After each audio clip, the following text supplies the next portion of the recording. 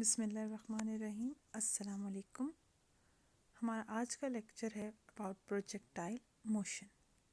हमने previous lecture में हम लोगों ने प्रोजेक्टाइल मोशन का इंट्रोडक्शन लिया था और हम लोगों ने डिस्कस किया था कि प्रोजेक्टाइल मोशन की डेली लाइफ एग्जांपल्स क्या क्या है।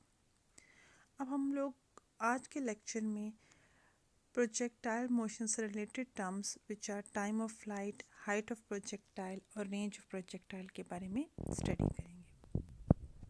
तो स्टडी करने से पहले हम लोग एक दफ़ा रिवाइज कर लेते हैं कि प्रोजेक्टाइल मोशन क्या है। Projectile motion is basically a two dimensional motion under constant acceleration due to gravity. यानी कि हमारे पास जो प्रोजेक्टाइल मोशन है वो एक टू डायमेंशनल मोशन है which is done under the action of gravity. यानी कि हमारे पास कोई भी प्रोजेक्टाइल होगा तो ना सिर्फ वो वर्टिकल डिस्प्लेसमेंट ट्रेवल कर रहा होगा बल्कि वो हॉरिजॉन्टल डिस्टेंस भी कवर कर रहा होगा।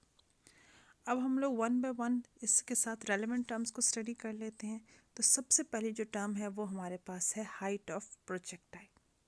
हाइट ऑफ प्रोजेक्टाइल को हम डिफाइन करते हैं maximum vertical displacement achieved by a projectile.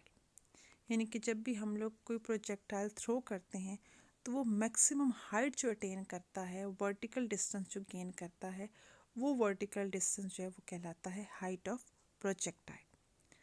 अब हम लोग ड्राइव करते हैं हाइट ऑफ प्रोजेक्टाइल के लिए formula. For derivation of height of projectile हम लोग स्टार्ट करते हैं from third equation of motion. और थर्ड इक्वेशन ऑफ मोशन क्या कहती है?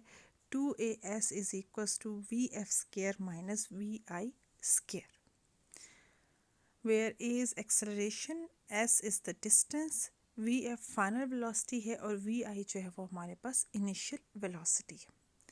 अब इस इक्वेशन के अंदर हम लोग सब्स्टिट्यूशंस करेंगे as per the following case.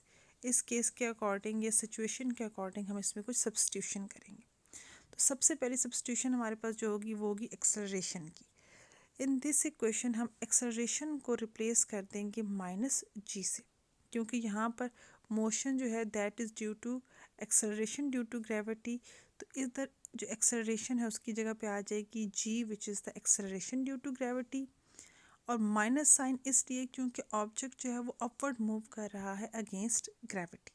सो ए की जगह पे हम पुट कर लेंगे माइनस जी। इसी तरह से हमारे पास जो इनिशियल वेलोसिटी है वो चूँकि वाई कंपोनेंट आएगा वेलोसिटी का, बिकॉज हमारे पास ऑब्जेक्ट जो है वो हाइट ट्रेवल कर रहा है, वर्टिकल डिस्टेंस ट्रेवल कर रहा है। तो V I Y will be equals to we I sine theta. यानी कि हमारे पास जो इनिशियल वेलोसिटी है वी आई वो हमारे पास आ जाएगी वी आई साइन थीटा, और वी एफ आई जो है वो हमारे पास हो जाएगा zero. V F I zero इसलिए होगा क्योंकि जब भी हम ऑब्जेक्ट को थ्रो करते हैं अपवर्ड तो वो मैक्सिमम हाइट पे जाके उसकी वेलोसिटी ज़ीरो हो जाती है और उसके बाद वो वापस डाउनवर्ड डायरेक्शन में मूव करता है। लेकिन मैक्सिमम हाइट जब पहुंचता है तो उस पॉइंट पे जो है उसकी वेलोसिटी, फाइनल वेलोसिटी जो है वो ज़ीरो हो जाती है। So V F will become equals to zero. चौथी चीज़ जो हमारे पास यहाँ पर रिप्लेसमेंट होगी, सब्स्टिट्यूशन होगी, वो एस के लिए होगी। एस इस केस में हमारे पास हाइट ऑफ प्रोजेक्टाइल को शो कर रहा है, तो एस की जगह पे हम लोग पुट कर लेंगे एच।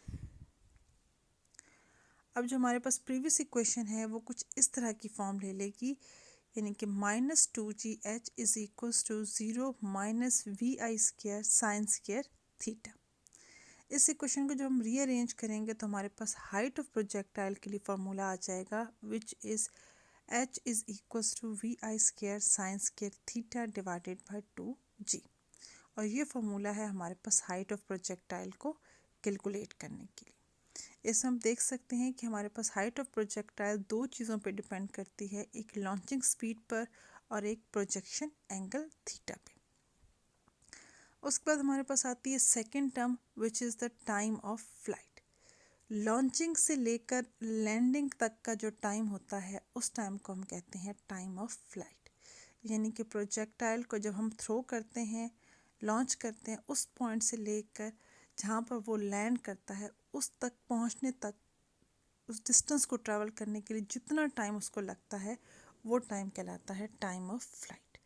तो टाइम ऑफ फ्लाइट को अगर हम डिफाइन करेंगे तो time of flight will be defined as time taken by a body और projectile to cover distance from place of projection to place it hits the ground. यानी कि जहाँ से उसको प्रोजेक्ट किया वहाँ से लेकर जहाँ पर उसने ग्राउंड को हिट किया उस डिस्टेंस को कवर करने के लिए जितना टाइम लगा है वो टाइम कहलाएगा टाइम ऑफ फ्लाइट। अब टाइम ऑफ फ्लाइट को ड्राइव करने के लिए भी हम लोग फार्मूला कैलकुलेट करेंगे। तो टाइम ऑफ फ्लाइट को कैलकुलेट करने के लिए जो फार्मूला हम फाइंड आउट करेंगे तो उसके लिए हम लोग यूज़ करेंगे सेकंड इक्वेशन ऑफ मोशन। अब सेकंड इक्वेशन ऑफ मोशन क्या कहती है, s is equals to we I T plus 1/2 G T square. अब इधर भी यहाँ पर भी हम लोग कुछ सब्स्टिट्यूशंस करेंगे और वो सब्स्टिट्यूशन हमारे पास क्या होंगी। सबसे पहली सब्स्टिट्यूशन जो होगी वो s होगी। s को हम लोगों ने प्रीवियसली हमने उसको इक्वल्स टू h लिया था। इस केस में h जो है वो इक्वल्स टू 0 होगा। h 0 इसलिए होगा क्योंकि ऑब्जेक्ट जो है वापस ग्राउंड को जब हिट करेगा तो वो उसकी हाइट उस पॉइंट पे क्या होगी 0, इसलिए यहाँ पर हमारे पास हाइट भी इक्वल्स टू 0 हो गई। इसी तरह से जो वी आई है उसकी जगह पे हमारे पास आ जाएगा वी आई साइन थीटा। जब तमाम तरह वैल्यूज़ को पुट करेंगे और इक्वेशन को रीअरेंज करेंगे तो हमारे पास टाइम ऑफ फ्लाइट के लिए जो फॉर्मूला आ जाएगा that will be t is equals to 2 VI sine theta divided by g, where t is the time of flight. और यहाँ पर भी आप देख सकते हैं कि टाइम ऑफ फ्लाइट जो है वो इनिशियल वेलोसिटी और प्रोजेक्शन एंगल पे डिपेंड कर रहा है। आफ्टर दैट हमारे पास third term which is the related to the projectile motion that is the range of projectile. हमने कोई ऑब्जेक्ट थ्रो किया है और वो कितनी दूर जाके गिरा है, कितना दूर उसने हॉरिजॉन्टल डिस्टेंस ट्रैवल किया है, वो दूर जाके गिरने तक का जो डिस्टेंस है वो बेसिकली कहलाता है रेंज ऑफ प्रोजेक्टाइल। यानी कि वो हॉरिजॉन्टल डिस्टेंस या वो जितनी दूर जाके गिरता है वो हमारे पास प्रोजेक्टाइल की रेंज होता है। तो प्रोजेक्टाइल रेंज को या रेंज ऑफ प्रोजेक्टाइल को डिफाइन हम करेंगे maximum displacement that a projectile covers in horizontal direction. अब आ जाता है formula for range of projectile. Range चूँकि हॉरिजॉन्टल डिस्टेंस है किसी भी प्रोजेक्टाइल का, तो रेंज उसके लिए हमारे पास फार्मूला हम यूज़ करते हैं x is equals to v x into t. Again मैं रिपीट कर देती हूँ, हम रेंज के लिए फार्मूला यूज़ करते हैं x is equals to v x into T.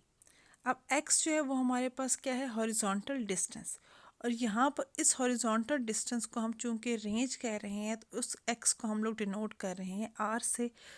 तो तुम्हारे पास x की जगह पे r आ गया। और वेलोसिटी जहाँ पर जो है वो हमारे पास इनिशियल वेलोसिटी है, और इनिशियल वेलोसिटी का हमारे पास आ जाएगा x component multiplied by the time. So range के लिए जो हमारे पास फार्मूला होगा that will be r is equals to we i x into t. अब वी आई एक्स क्या है, इनिशियल वेलोसिटी का x component which is v i cos theta, और हमारे पास टाइम ऑफ फ्लाइट के लिए हम लोगों ने पहले एक फार्मूला पढ़ा है which is 2 VI sine theta over g. अब इस फार्मूला की हमने सब्स्टिट्यूशन कर दी है यहाँ पर टी की जगह पे, तो हमारे पास जो फार्मूला बना है रेंज ऑफ प्रोजेक्टाइल के लिए that is r is equals to we I square over g into 2 sine theta cos theta. अब 2 sine theta cos theta is equals to sine 2 theta. अब प्रीवियस इक्वेशन में हम लोग क्या करेंगे, 2 साइन थीटा कॉस थीटा की जगह पे पुट कर लेंगे साइन 2 थीटा, और हमारे पास रेंज के लिए फार्मूला आ जाएगा वी आई square over g into sine 2 theta. अब हम इस फार्मूला को अगर आप देखें तो यहाँ पर भी अगेन रेंज ऑफ प्रोजेक्टाइल जो है वो डिपेंड करती है लॉन्चिंग स्पीड पर और प्रोजेक्शन एंगल पर। और हमारे पास प्रोजेक्शन एंगल क्या हो या लॉन्चिंग स्पीड कितनी हो तो हमारे पास मैक्सिमम रेंज आएगी। तो उसके लिए हमारे पास कंडीशन क्या होगी कि हमारे पास रेंज मैक्सिमम तब होगी जब साइन 2 थीटा का जो फैक्टर है वो इक्वल्स टू 1 हो, और साइन 2 थीटा का फैक्टर मैक्सिमम तब होगा जब 2 थीटा की वैल्यू जो है वो 90 डिग्री हो, या हमारे पास एंगल ऑफ प्रोजेक्शन जो है वो इक्वल टू 45 डिग्री हो। अगर हम 45 डिग्री के एंगल पर किसी भी प्रोजेक्टाइल को लॉन्च करते हैं तो उस स्पीड के लिए उसकी रेंज मैक्सिमम आएगी। अब हम लोग इसकी एप्लीकेशन देख लेते हैं कि हम लोग प्रोजेक्टाइल्स के बारे में इतना डीपली क्यों पढ़ रहे हैं और प्रोजेक्टाइल की प्रैक्टिकल एप्लीकेशन कहाँ पर है। मैंने आपको बताया कि हमने प्रीवियसली पढ़ा कि हमारे पास जो प्रोजेक्टाइल्स हैं वो हमारे पास डेली लाइफ में उसकी बेशुमार एग्जांपल्स हैं। इसके अलावा प्रोजेक्टाइल मोशन जो है वो अप्लाई होती है बैलिस्टिक मिसाइल्स पे। ऐसे मिसाइल जो कि अनपावर्ड और अनगाइडेड होते हैं उनको हम कहते हैं बैलिस्टिक मिसाइल्स।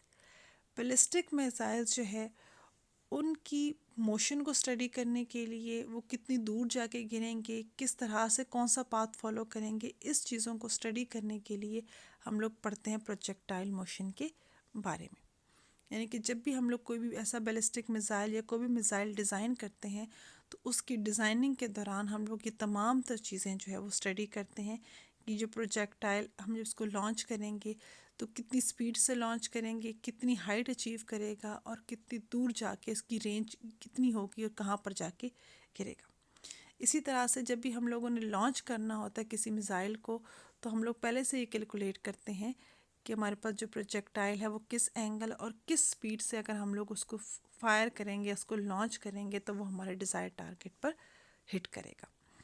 तो that's all for today's lecture. Thank you and अल्लाह हाफिज़।